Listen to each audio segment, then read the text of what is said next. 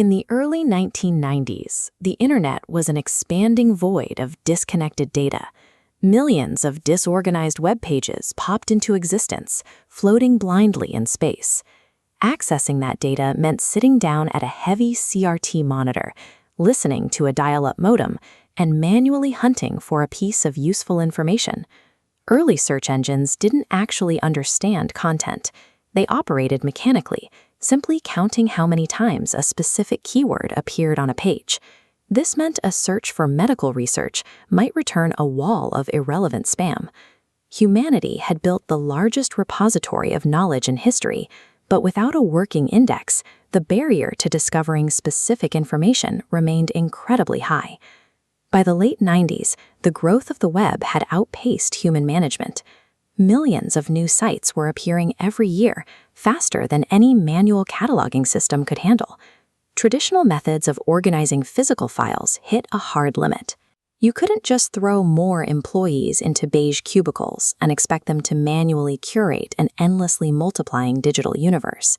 This chaos created an engineering mandate. Whoever could mathematically impose order on this expanding mess would effectively own the internet. The solution began inside the computer science labs at Stanford University. PhD students Larry Page and Sergey Brin realized that scanning text alone couldn't determine a paper's value. You had to map the hidden structure beneath the words. This diagram illustrates their core concept, called PageRank. Instead of reading text, the algorithm treated hyperlinks between websites exactly like academic citations. Notice how the central nodes gain visual weight. If a highly connected, authoritative site linked to your page, it automatically gained authority. They successfully translated the highly subjective human idea of importance into a scalable, automated mathematical formula. In 1998, they packaged that algorithm and launched a company out of a rented garage in Menlo Park. While competitors built messy web portals cluttered with banner ads, weather widgets, and news stickers, Google presented a stark white page with a single search bar. This focus on purity, paired with better search results, caused an immediate spike in users.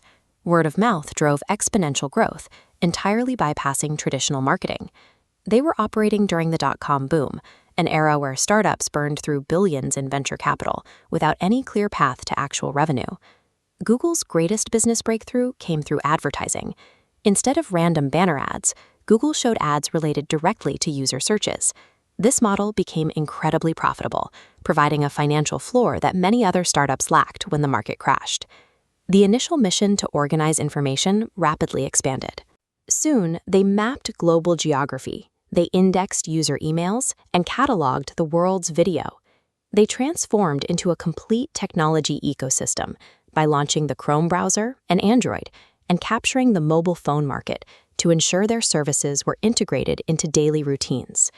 Processing billions of global queries requires staggering physical infrastructure. Hidden away in vast humming server farms, Google stores and sorts a massive portion of human knowledge.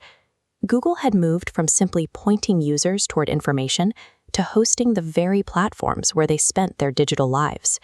That total market dominance inevitably triggered government scrutiny. Regulators began hosting extensive hearings, questioning the company's algorithmic power and control over competitors. Simultaneously, public anxiety spiked over surveillance capitalism. Users began realizing that free digital services required a permanent exchange of personal privacy. The tool humanity celebrated for democratizing knowledge is now scrutinized for its unilateral power to shape what we see. Ultimately, this massive infrastructure traces back to two students trying to sort a broken digital library. By solving the math of a hyperlink, they rewired how human beings store, search, and access facts. And today, every time a cursor blinks in an empty search bar, that entire global